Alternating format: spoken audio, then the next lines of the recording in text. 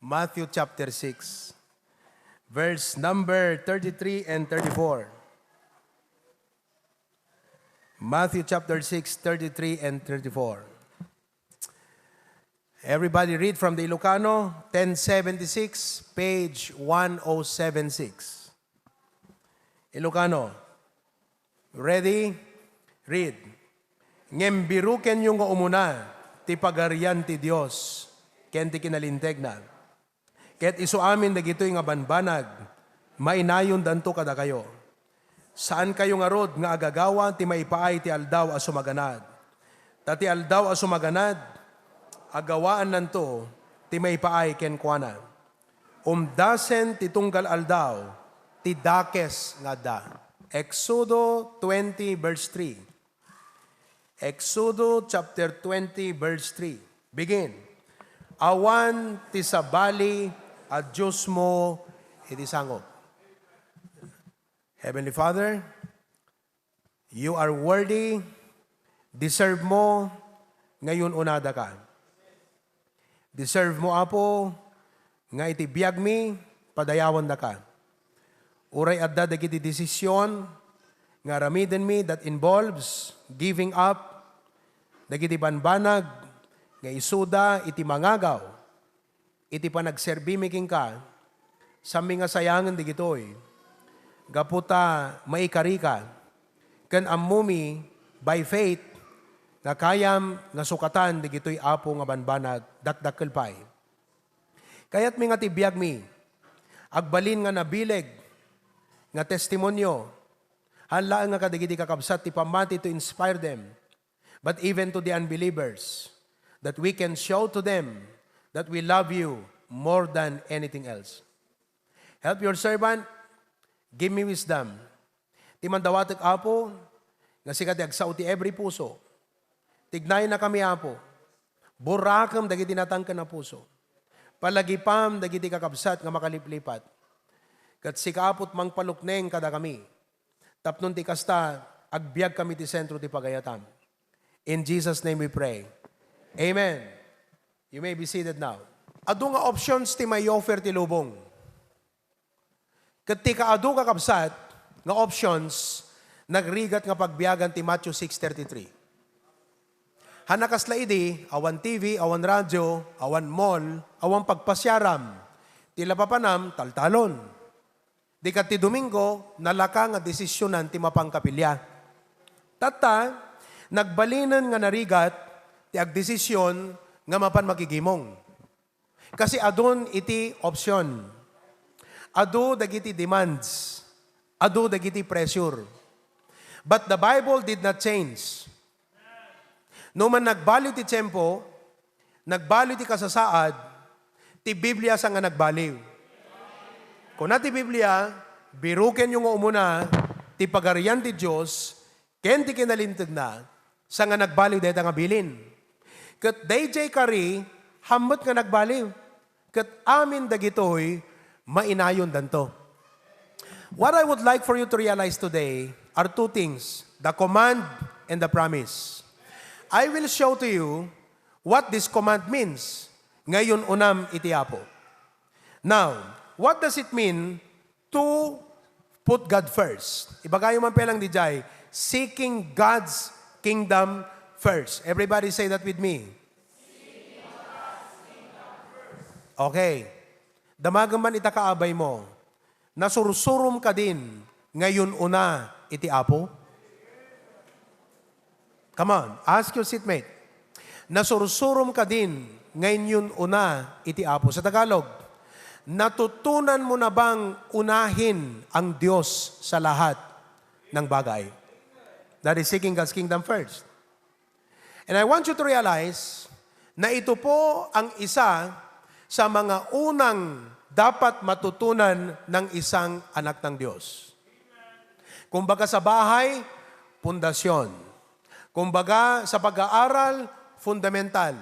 Ibig sabihin, hindi ka pwedeng umangat upang pagpalain ng Diyos kung hindi mo natutunang unahin siya sa buhay mo. Ano ba ang ibig sabihin, unahin ang Diyos? Number one, it means loving Him above all else. It means loving Him above all else. Sa lahat ng mga mahal mo sa buhay, sa relasyon at lahat, dapat no one should go ahead of God. Awan dapat kakabsat, iti iyon unam, nuhang nga ni Apo Diyos. Now, it means loving Him above all else. Mamaya i-illustrate ko sa inyo ang isang kapatid na kanyang dinemonstrate na dahil mahal niya ang Diyos una sa lahat, merong mga challenges sa buhay, pero hindi siya binigo ng Panginoon. May mga pagkakataon, mahalin mo ang kapwa, bibiguhin ka niya. Mahalin mo ang Diyos, hindi ka niya bibiguhin. Number 2, ang ibig pong sabihin ng seeking God's kingdom first is conforming one's life to His principles. Conforming one's life to His principles. Yung mga ipinapangaral na turo, prinsipyo ng Biblia, sundin mo. At kahit ano pa ang kailangan mong bitawan o i-give up, gagawin mo dahil susunod ka sa aral ng Diyos. Si Tita Teresa, ipakita mo nga sa Maui, aral ang pinag-uusapan. Okay? Aral. Nagtatrabaho po siya sa isang double job kasi po. 2 ang trabaho ni Tita Teresa. The other job that she is working at is a store. Tama, Tita? At ang store na ito ay nagtitinda po ng marami, pero isang tinitinda ay alak. Sino po ang umiinom sa inyo ng alak? If you will put God first, iwanan mo ang bisyong yan. Hindi ka dapat hipokrito sa harapan ng Diyos. Iwanan mo yan. Prinsipyo yan. Okay? Nagtatrabaho po siya at siya po ay, cashier ka ba doon, Tita? Cashier? Okay. Ngayon po, nung March 6, nung ipangaral ko ang lesson na ito, first time na pangaral ko, March 6, continuation po ngayon, na-convict po siya. Sabi niya sa kanyang sarili, habang nakikinig ng mensahe, papaano ko sinasabing mahal ko ang Diyos at susunod ako sa kanyang alituntunin siya bilang pangunahing sa buhay ko? Paano ko sabihin na siya ang una sa buhay ko kung ganito naman ang aking nature ng trabaho? Hindi man ako umiinom, pero parang pusher ako. So hindi po akma, sabi niya. So nung una, nandun yung conviction of the Holy Spirit dahil sa salita ng Diyos. Pero wala pa sa kanya yung solidong desisyon na mag-resign sa kanyang trabaho. Pero alam niya na hindi na po akma ang trabaho niya sa kanyang nais gawin bilang Kristiyano. Nung Sunday, nangaral po ako. Nung sumunod, ang pangaral ko po ay yung denying yourself to follow Jesus, how to be a disciple. Serious po siya sa message. Sineryoso niya po yun. Na pagsusunod ka kay Kristo, kalilimutan mo ang sarili mo. Parte po dyan, yung mga nais, yung mga kalayawan, pleasures of yourself, mga gusto mong gawin, pero hindi po akma sa Diyos. Kailangan mong talikuran.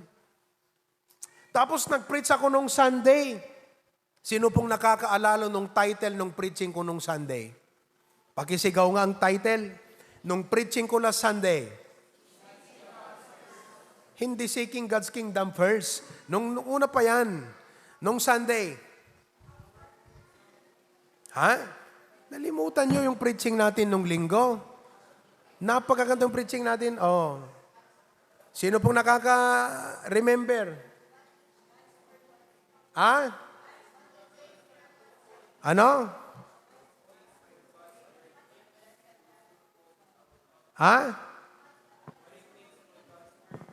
Oh. How to be fruitful. Ang tagal-tagal mo nang nag-a-attend ng church, walang makitang testimony, walang development, hindi mo maipakita si Kristo kasi po, may mga bagay-bagay na hindi mo pa inaalis sa buhay mo. Mabigat po ang tama sa kanya. Naging solido ang kanyang desisyon. Kaya na ngayon, kinausap po niya ang kanyang boss, yung kanyang manager. Sabi niya, ako'y magpapaalam na hanggang March 31 na lang ako sa ating store. Sabi kanya nung manager, bakit? Meron ka bang hindi nagustuhan dito? Meron bang nag-away sa'yo? Ano bang problema? Sabi niya, wala akong problema po sa inyo. Nag-preach yung pastor namin. And I'm a Baptist. At hindi na po tama itong aking ginagawa. And I made the decision to quit my job. Alam mo po ang sabi ng kanyang manager? Itataas ko ang sweldo mo. That's very tempting. Itataas ko ang sweldo mo. Kung practical ka mag-isip, bibilangin mo magkano yon, yung itataas ng sweldo. Pero alam mo ang sa kanyang sagot, mas mataas ang kayang ibigay nung nasa itaas na increase sa akin. I am doing this for Him. And I cannot live my Christian life any longer not tolerating this kind of thing, sabi niya sa kanyang manager. Kaya po, nag-quit na siya. Hanggang March 31 na lang. At hanggang March 31, araw-araw po siyang kinukulit ng kanyang mga kasama. Ayaw mo pa noon? Itatas ang sweldo mo. Mga kapatid, listen to me. Maging serious tayo sa ating Christian life.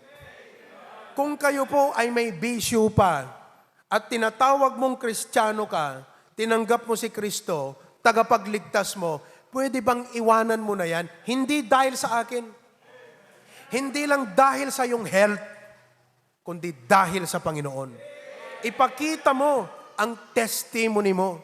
Alalahanin mo, baptist kayo. Seeking God's first is conforming one's life to His principle. Amen po ba? Yan lang po ay isa sa mga halimbawa. Number 3, seeking God's kingdom first, ang kahulugan is studying His Word diligently. Studying His Word diligently. Ibig pong sabihin, bibigyan mo ang oras na magbasa ng salita ng Diyos. Si Ma'am Juana, ilang taon na po kayo, Ma'am Juana? Manong taon yun, Ma'am? Ma'am Juana is 79 years old. But she is eager to have her Bible. Ma'am, please raise your Bible. New Bible. Bagong Biblia. Kaya niyo ho bang basahin, ma'am? Kaya ba ng eyeglass niyo yung letra? Kaya? Very good. 79 years old, eager to read the Bible. Pwede mong sabihin matanda na siya, hindi niya na kailangang magbasa pa, aanhin pa niya. Para saan? Pero saan po galing yung kanyang desire? Saan po galing yung kanyang desire na magbasa? And by the way, let me ask you, kayo po ba, do you find in your heart a desire to read the Bible? Sapagkat pag hindi, questionable. Baka wala pang Holy Spirit sa'yo. Baka you're still dead spiritually. Kasi po saan nagmumula yung kanyang desire? Sapagkat si Kristo nasa kanyang buhay. May Holy Spirit. Kaya eager po siya. Kahit sabihin na natin, matanda na si ma'am, senior citizen na, saan pa niya gagamitin ang kanyang matututunan? Aanhin pa niya ito. Di ba? Pero mga kapatid, may desire, may eagerness. Bakit po? Because of Jesus. Are you following? Ang marami ho sa atin nakalulungkot, pera ang Diyos. Kung pera ang pinag-uusapan, you find eagerness in your heart. Kung basketball ang pinag-uusapan, eager ka. Kung sports lahat, eager ka. Pero pagdating sa Biblia, wala. Problem? Mga kapatid, there is a problem in your heart.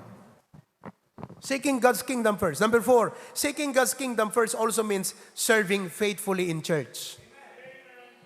Serving faithfully in church.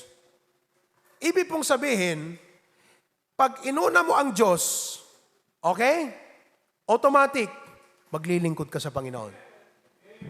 maglilingkod ka sa Panginoon. You will find your opportunity. You will find a ministry. You will find a ministry. Hindi ka lang kontentong Sunday goer. Ano Sunday goer? You just appear on Sunday. And that's all. Hindi po seeking God's kingdom yan. Ang seeking God's kingdom, isang bagay yung attendance mo, pero ang malalim dyan, isang bagay dyan, you will want to serve God. Kahapon, I praise God for our adults. Tumayo nga yung mga tumutulong maglinis dito ng Sabado ng hapon. Tumayo nga. Mga matatanda, mga may sakit. Ayan. Oh. Natuwa ako. Sabi ko, nag-coke na ba kayo? Sabi nila, hindi pa po, pastor. O di nagbigay ako ng pang-coke sa kanila. Oh, para lalong magkasakit. Bigyan ako ng 300 pang-coke nyo. Naubos ba? Naubos. Ang lakas nyo naman mag-coke. Ayan o, pakita mo. Video. Hindi po para palakihin ang kanilang ulo. Pero mga nanay po yan. Opo. May mga obligasyon sa tahanan. May asawa. May asawa kayo? May mga anak kayo? May mga trabaho sa bahay? Pero gusto nilang may bahagi sa gawain. Naglilinis po yan. Anong oras po kayo nagsisimula maglinis ng Sabado? Ha? Alas 3 hanggang alas 6. 3 oras. Sipin nyo yung kanilang inililinis mo rito. Dito sa loob, pinupunasan lahat ng upuan. Lahat ng mga CR, wala pong sweldo yan. Tayo, sweldo lang ang hinahanap natin. Pera. Paano yumaman? Hindi po Diyos ang Diyos mo. Pera ang Diyos mo. Kaya hindi mo mai-priority. Kaya marami kang dahilan. Marami kang excuses. Bakit? Bakit ka magdadahilan kung mahal mo ang Diyos? Hindi ka magdadahilan. You will involve yourself and serve faithfully in the church. Nakalulungkot. Marami ho tayong mga matatagal ng Kristiyano, hindi man lang mapaglingkuran, hindi man lang tumulong mag-visitation, hindi man lang tumulong mag-follow up. Ang tagal-tagal mo ng Kristiyano, alam mo, walang kwenta yan sa harapan ng Panginoon. Seeking God's kingdom first. Oh, maraming salamat. Ipagpatuloy nyo yan. Okay? Praise the Lord. Oh. Yung iba kasi absent kahapon. Sino ba yung mga tumutulong pero wala kahapon? Ayan. Oh, bumalik kayo sa Sabado ha. Maglinis uli kayo. Pag Lunes, sino po ang tumutulong dito maglinis ng Lunes? Tumayo nga. Lunes, please stand up. Lunes. Oh. Alam nyo, they made a commitment. Mga families ito. Sister Jane, may business po sila. Mickey. Oh. Ilang oras po sila naglilinis ng Lunes? 3 oras. Mula what time? Half day ko namlatan. Half day. May negosyo po yan. Si Brother Roy, ang asawa niya, sila ang may-ari ng Mikihan dyan sa Barangay Kurukur. Opo. And Sister Jane, they would talk to each other and say, Lakay, ikaw muna ang maiwan dito ha. Tutulong ako sa church. Maglilinis ako ron. Yan ang may puso sa Panginoon. Makikita mo kung saan ang puso ng isang Kristiyano, saan po niya ginugugol ang kanyang oras, panahon at lakas. If you spend more time with your friends, that's your God. If you spend more time with your job, no time for God, your job is your God. Oh. May panahon. Mga men, bukas, dingras. Find time. Pwede niyong kausapin ang misis niyo. Oh, pupunta ako muna ha. Tutulong ako sa dingras bukas. Maglilinis kami ron. Wala silang kasamang uubos ng merienda. Kailangan nila ako doon. I am their hope. Di ba? Sister Chato and Brother Jacobo. Saan ka, Brother Jacobo? Ayan o. Brother Jacobo is a farmer. Pero alam niyo, tumayo ka, Brad. Uncall ito. tumayo ka, Brother Jacobo. Pag sinabi ni Pastor John, Brother, i-drive ang nakman. Uwang pastor. Alam niyo ba kung anong dinidrive ni Brother Jacobo? Mga kapatid, reaper. Driver ho yan ng reaper. Ano't reaper? Ha? Yung mga nagbubungkal dyan, sementeryo, RIP, reaper. Hindi po. Hindi kita agan-ani ti Eric. Agan-ani, reaper. Driver, operator ng reaper. Operator din po yan ng, ano ba yun? Tiagkwa. Traktor. Oh, farmer. Siya ang nag-tights dyan, oh. Tights niya yan. Pero ang kapatid na to, kapatid, napan sa aming kingkwanan nga klase ti kinaanos. Nakaanos ka, usay.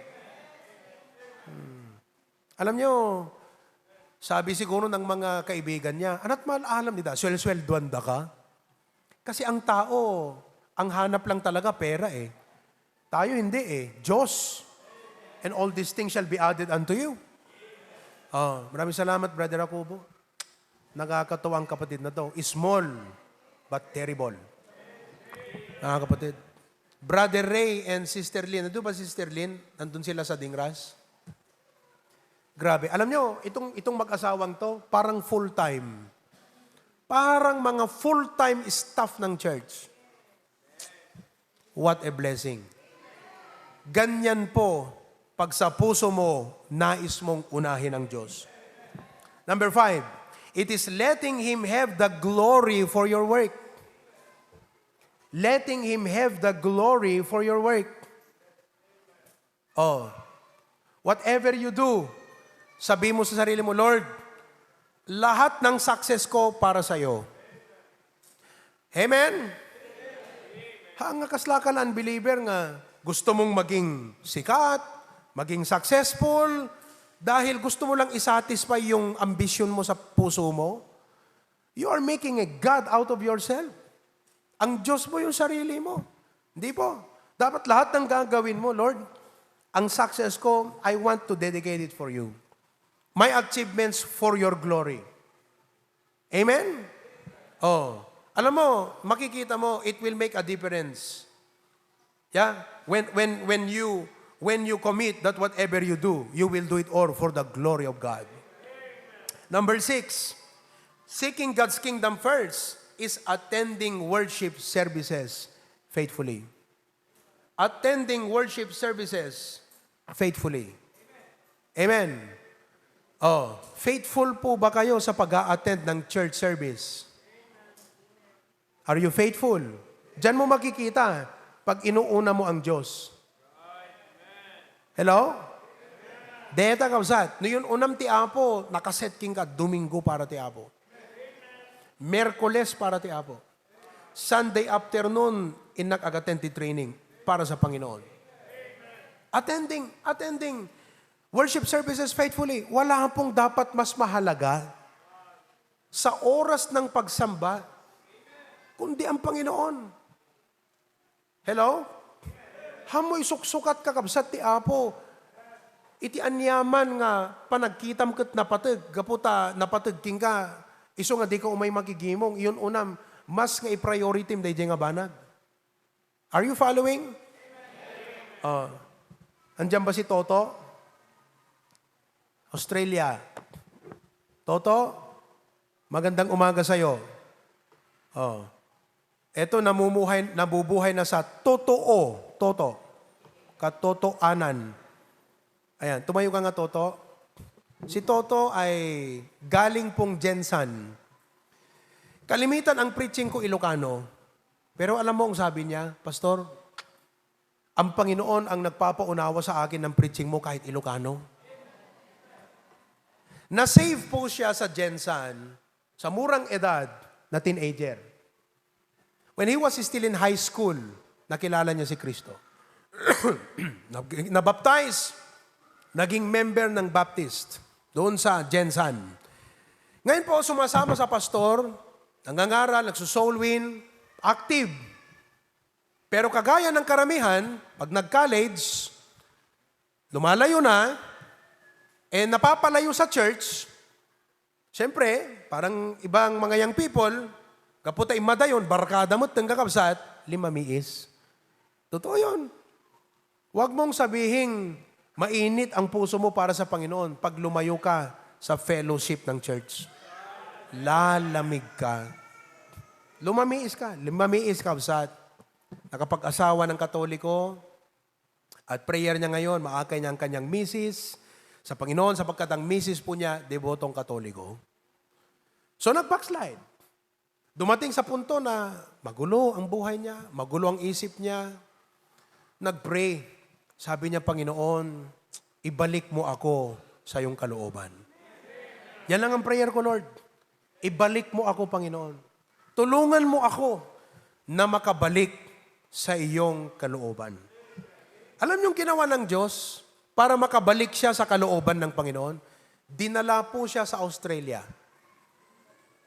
Dumating siya sa Australia, December. 3 months pa lang siya sa Australia.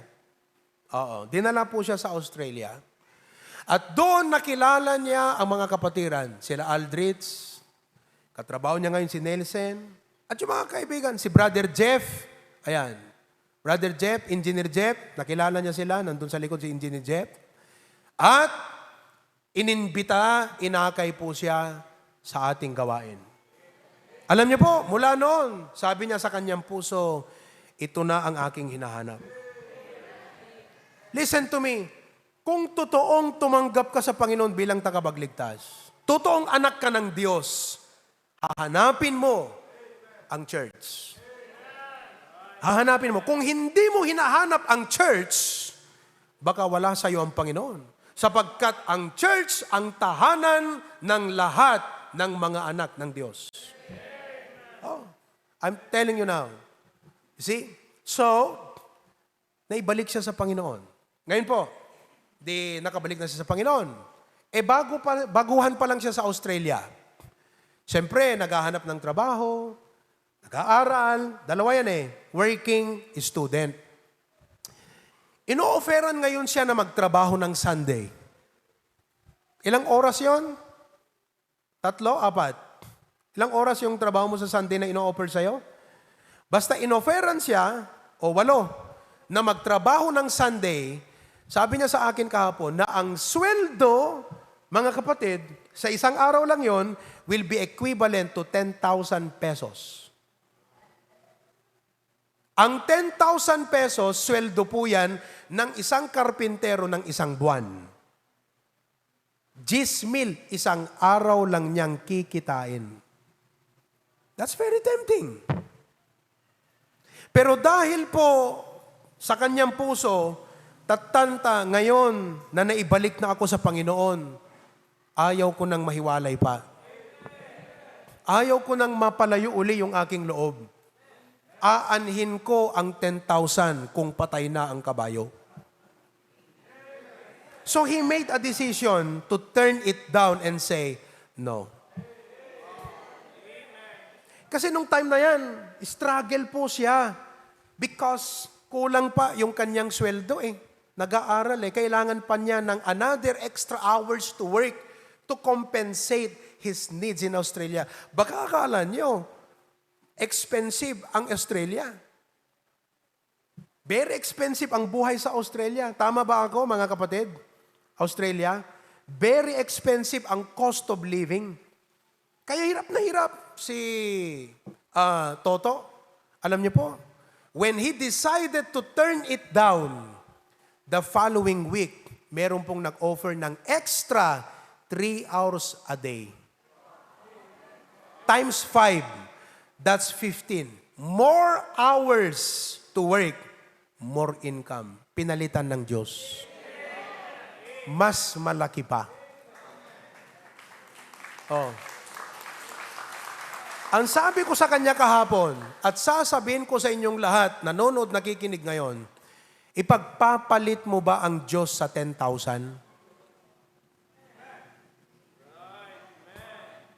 Kayong mga mahilig sa barkada, ipagpapalit nyo ba ang Diyos sa kaibigan nyo? Ano naman ang may bibigyan ng kaibigan mo na siya ang, sa kanya pinagpalit mo ang Diyos? Ano? Mga kapatid, Kailangan lang talaga makonvict ka. Mag-isip ka. Baguhin mo ang landas mo. Kasi walang patutunguhan ng pananampalataya mo kung a-attend ka lang na wala kang gagawing practical na desisyon na may tatalikuran ka para uunahin mo ang Panginoon. See? Maraming salamat, Toto. Umupo ka na. Oh. Kaya kahapon, sabi niya, Pastor, sa daming blessings ng Panginoon, I would like to take part in the anniversary in Lawag.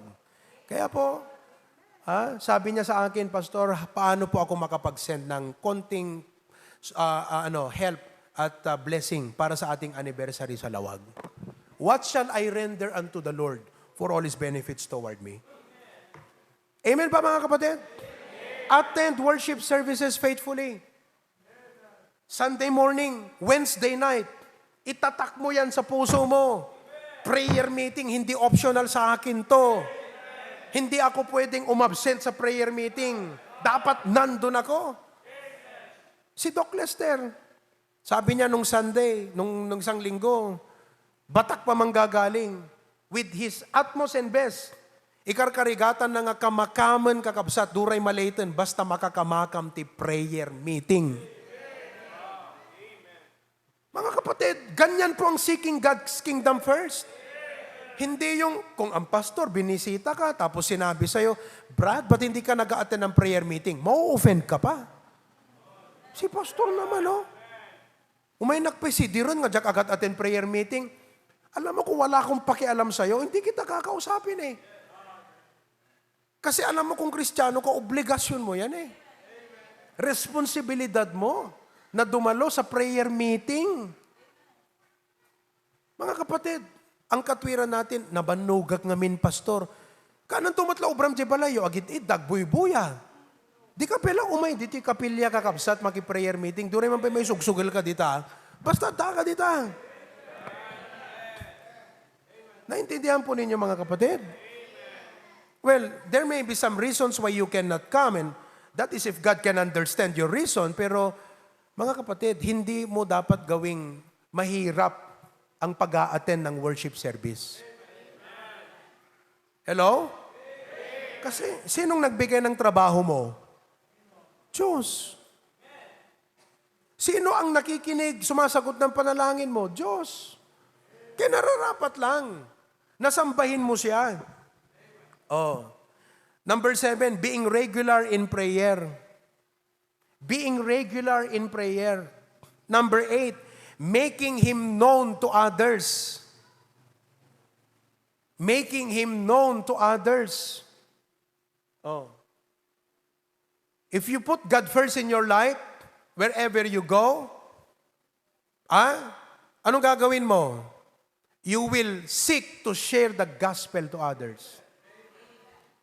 Alam niyo kung bakit may Bible study tayo sa Batak? Sa dorm? Oh, dahil merong isang bata na kahit mahirap sa kanyang pag-aaral, nag-i-strive, hindi lang sa eskwelahan, kundi sa kanyang pananampalataya. Ayan si Melty. Melty pero solid ang kanyang puso. Nagsimula sa kanyang mga kasama sa dorm. Sinisharean yan.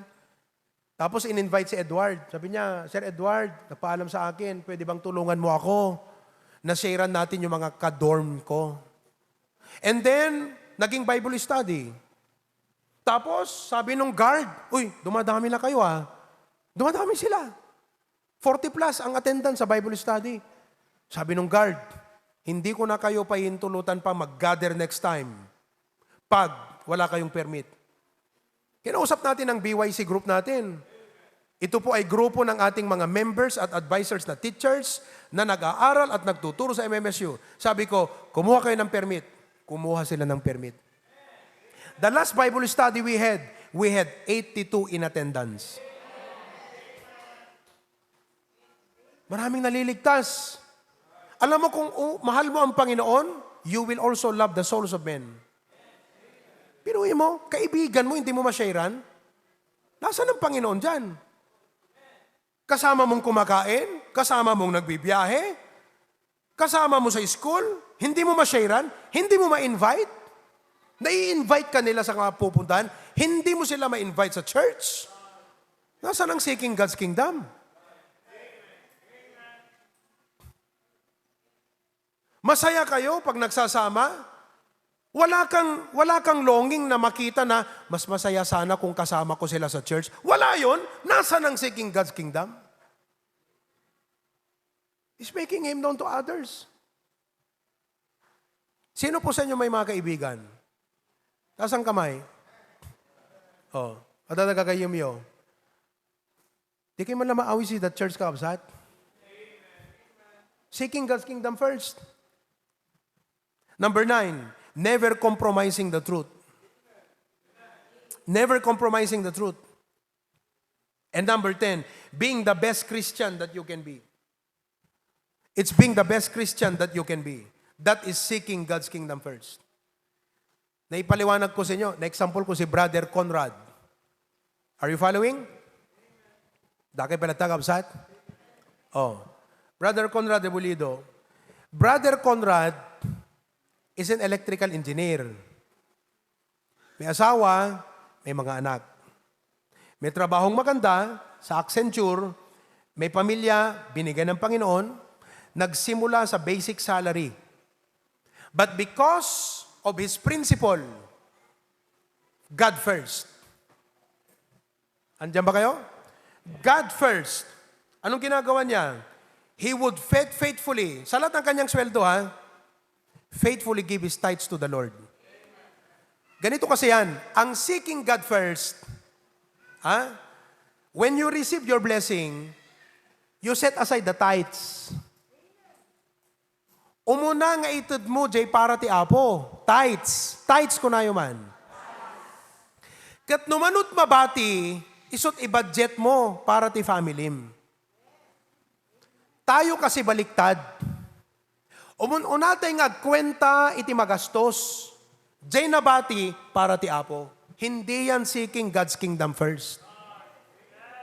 Ulitet. Okay? Ang seeking God's kingdom first, pag may sweldo ka, yung para sa Panginoon, umuna nga maikat. Tithes yun. Kasama dyan ang mga offerings, lahat ng iyong commitment sa Panginoon. From 10,000, bigay ka ng 1,000 na tithes mo. Inikat mo ta, for example, 200 love offering mo. Example lang. Nagbigay ka ng mismong offering na 100, di 400 na. Tama? Teka, 1,000, 1,300. 1,300 na. Tithes yun. Binigay mo na sa Panginoon yun. Manot na bate. 1,3. Manot na bate. Nagpangpangsyon panunod, hindi lalaki. Mano? 8,7. Yung natira, dyan ka mag-pray, Lord, tulungan mo akong pagkasyahin ang 8,7. Tayo kasi, kaya hindi natin nakikita ang pagpapala ng Diyos, hindi natin pinapraktis ang God first. Pag nakatanggap ka ng 10,000, anong ginagawa natin? Okay. Ginastos natin yan sa pagkain. Yung iba may bisyo pa. Oh, lahat yan. Hindi ko na danabati. 50, isot itod na ti apo. Hindi yan God first. So, ang ginagawa ni Conrad, ganun lagi. Basic salary. Ilasin na di tithes, di offering na, di commitment na, itod na ti apo. Di mabati, pagka siya ni Kath, misis niya, ito ang para sa aming gastusin sa pamilya. And what did the Lord do? Mga kapatid, anong ginawa ng Panginoon sa kanya? What a blessing. The Lord blessed him. In a span of 4 years, yung sweldo niya halos dumoble na. Twice a year, tumataas ang sweldo niya. God is faithful. At habang tumataas, same pa rin yung practice niya. God first. Numunot mabati, i-budget mo sa family mo. Gawin nyo yan. Pinapractice nyo na po ba yan? God first.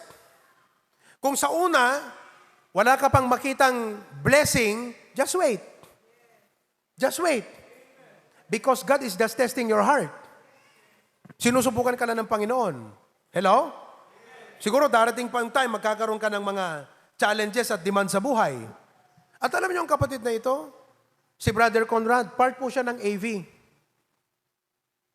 He's not just a family man. May trabaho. Part po yan ng AV team. Andyan, nasa AV team siya. Pag special Sunday, nandito yan. Asher din yan. Very faithful family in the Lord.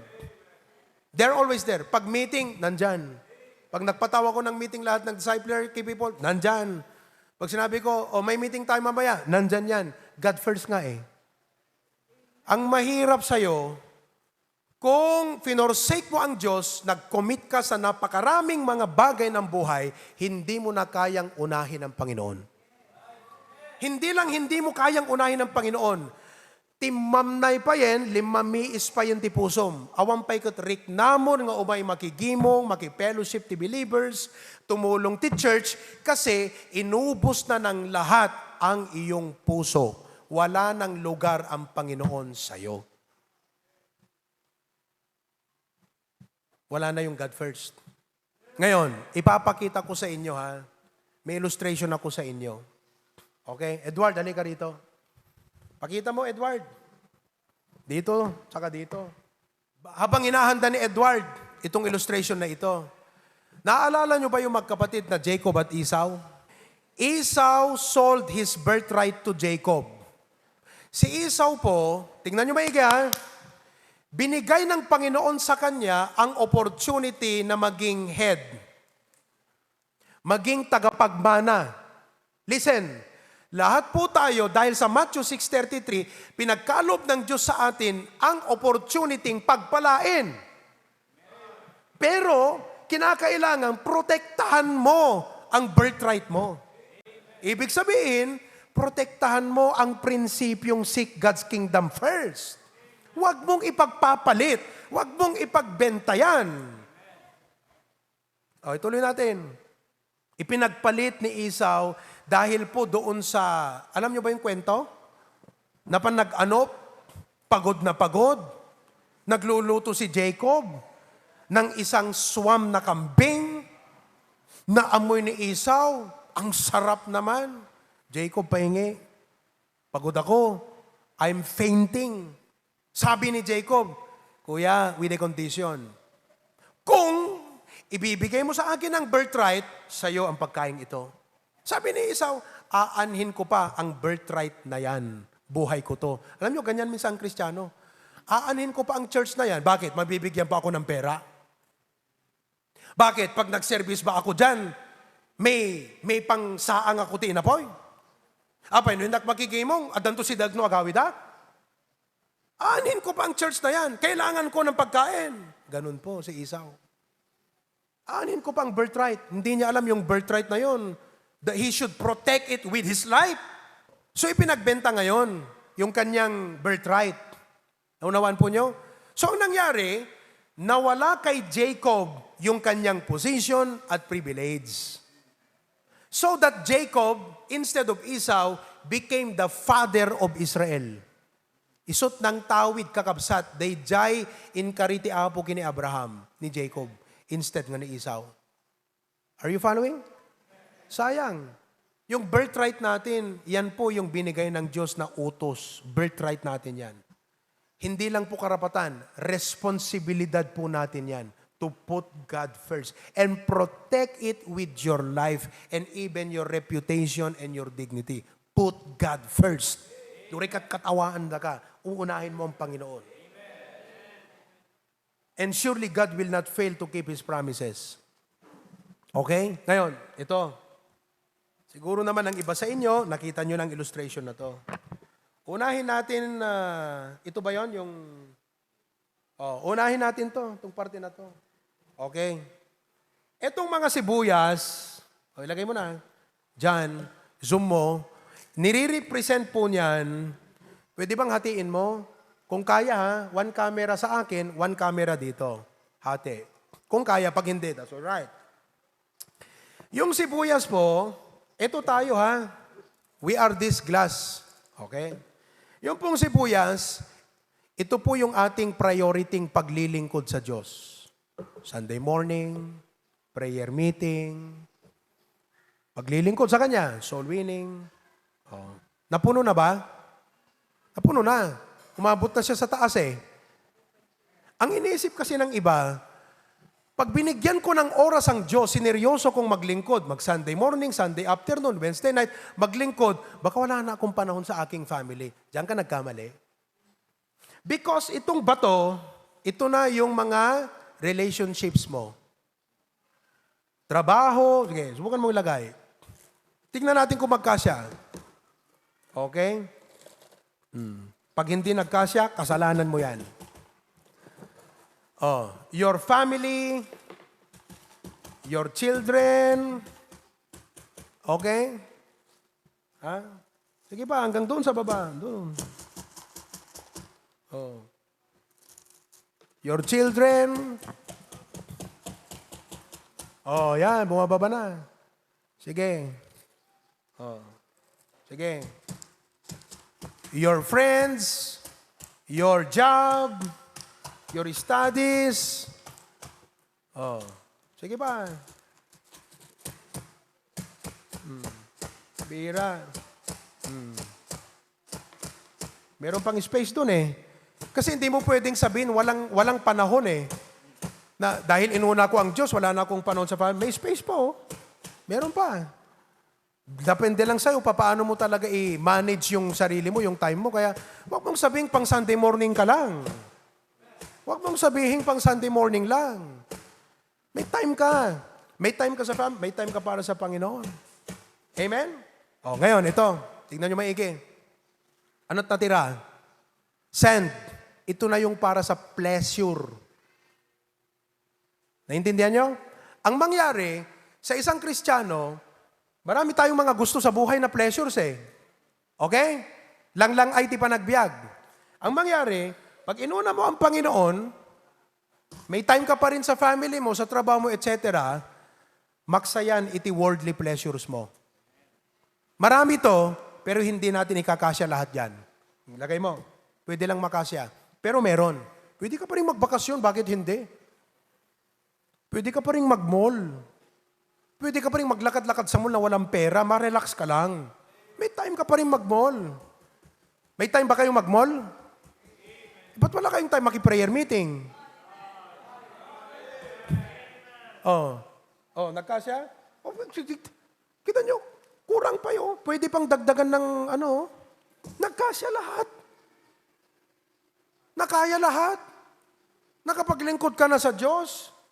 Naasikaso mo ang family mo, ang anak mo, nakapagtrabaho ka, nagnegosyo ka pa, nag-triple job ka pa, may time ka pang magbakasyon, mag-mall moleng-leng.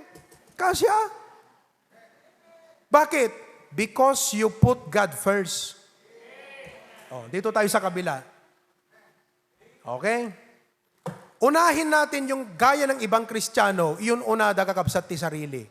Lang ay, ang daming panahong mamasyal, maglaro, mag-Facebook, mag-Twitter, mag-bisyo. Manong oras mo mag-isang sangot barkadam? 3 oras.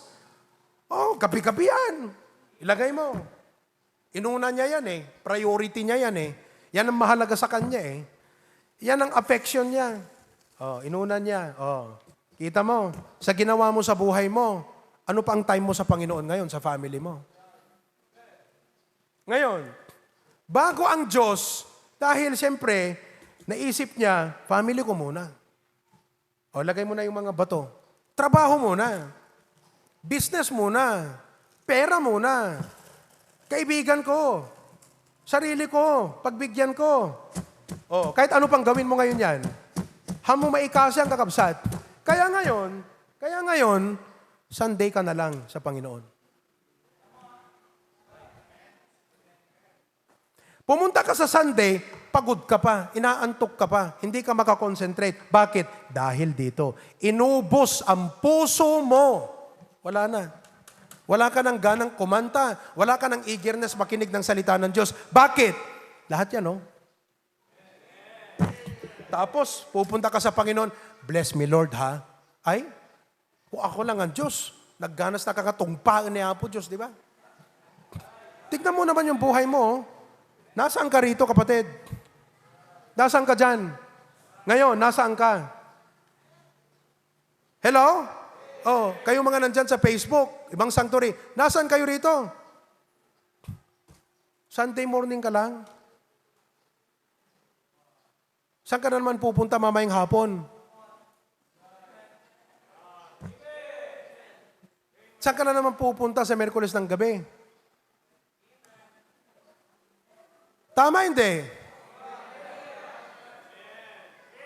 Damagan man takaabay mo, bulso ay ba, Brad? Pambira. Kayong mga nasa Facebook, mga ibang sanctuary, nakita nyo to? If you put God first, you will have time for everything else. It's a matter of priority, mga kapatid. So ngayon, bago ka umuwi, mag-decide ka. Sabihin mo, Panginoon, hindi pwedeng ganito lang talaga ako. So madlaawan angat tibiyag ko, Apo. So awang progreso. So kadyak makita ti parabor mo kanyak. Kasi, tignan mo naman ang ginagawa mo sa Panginoon, no? Parang aso, yung natira, binigay mo sa Kanya, God is not a dog that you give Him your leftovers. He deserves the first, He deserves the best. The biggest portion. Para sa Panginoon yon. Ganito ka ba magmahal sa Panginoon? Ganito ka ba magtiwala sa Kanya? Dapat ho ganito tayo magmahal sa Diyos. Ganito tayo magtiwala sa Panginoon. Amen po ba? Oh, gising. Ang tamaan kahit magalit, bato-bato sa langit. Oh, mga kapatid, unahin natin ang Diyos. Seek God's kingdom first. Tumayo tayong lahat. Magbibigay ako ng konting imbitasyon. No iti dayti nga bigat. Kat ti Apo, tinignay na ka. Look at this way. Tumingin muna kayo rito. Ito ang buhay mo ngayon. Ang dami mong time, inuuna mo ang Facebook mo, lakwatsa mo, personal mo. Oh, importante yan. Pero ginawa mong mas importante kaysa sa Diyos. Ginawa mong mas mahalaga kaysa Panginoon. Kaya ngayon, wala nang lugar sa puso mo ang Diyos. Uri umay ka makigimgimong, agtay-tayap ta panunod mo. Awan papanan nakakabsat. Kasi nga, tingnan mo naman, oh. You want to see progress in your faith? You want to see the grace of God abound in your life? You want to grow spiritually? Gawin mo to. Change your habits. Adjust your schedules. And put God first. Bumanda ka Sunday morning. Mag-attend ka ng Sunday afternoon service. Mag-attend ka ng prayer meeting. Mag-attend ka sa discipleship class. Para sa Panginoon lahat yan. Aayusin ng Panginoon ang schedule mo. May time ka pa rin sa family mo. Actually, ibibless ng Panginoon yung oras mong ilalaan sa family mo. Kahit konti pa yan. Dahil inuna mo siya, ibibless ng Panginoon yung konting oras mo. Yung sa negosyo mo, yung dating 10 hours ka nagpapagod, ganyan ang kita mo. Yung 5 oras mo ngayon sa trabaho mo, makikita mo ang Panginoon dyan. You will see the Lord move. And the Lord will reward you with so much blessings, so much pleasures, na hindi na yun ang maging focus mo, kundi consolation na lang ng buhay mo kasi inuna mo na ang Diyos. Mga kapatid, anong desisyon mo ngayon? Huwag kang umuwi na wala kang desisyon. Kung sa umagang ito, sabi mo, Pastor, I decide to follow Jesus. I will put God first. It's not easy, but it's clear to me. Clear to me, clear as crystal. That's how I will put God first in my life. Amen? If the Lord spoke to your heart, lumapit ka dito sa harap. Kung hindi nyo kayang lumuhod, kahit nakatayo lang kayo, may ka dito sa angog, kararag ti Apo. Kung hindi nyo po kaya, dyan na lang po kayo sa upuan manalangin. It's all right. But would you come in front? Come on, men. May katisangon, parintumong ka, ganyan. Hindi nyo kayang lumuhod, nakatayo lang kayo dyan dito sa harap, but you talk to God right now. Come on, play the song. Seek ye first the kingdom of God and His righteousness. Lapit ka. Apo ko na, tulungan na. Husto di jay, hangga de, iti problema ti umununa, kat makailapad, iti panang yun unak king kabo. Dapat si kalatad umununa. Hindi kayo. Pati sa mga sanctuaries, go to the altar. Lapit kayo, ganyan. Kung hindi nyo po kaya, wherever you are, you can kneel down wherever you are. Sabi mo, Lord, thank you sa message na to. Napaka-power, Lord.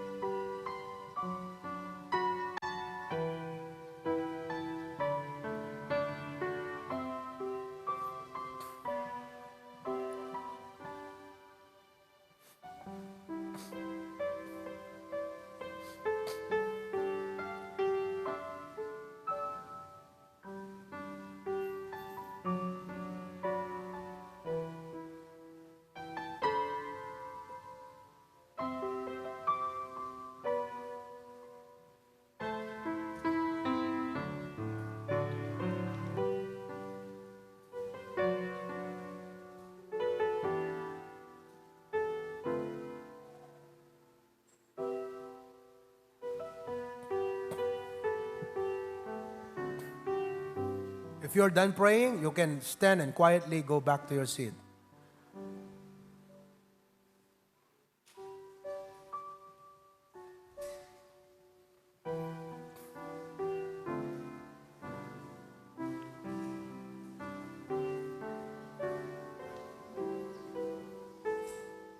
Tingnan nyo mga kapatid, ha? Please look here. Zoom mo ako, zoom. Zoom. Ayan. Camera, look, ha? Listen, iyong ganitong klaseng Kristiyano, uray anat pilit mo king kwa nga ag-involve kakabsat, isumot laeng nga mo mapilit. Kasi wala na talaga eh.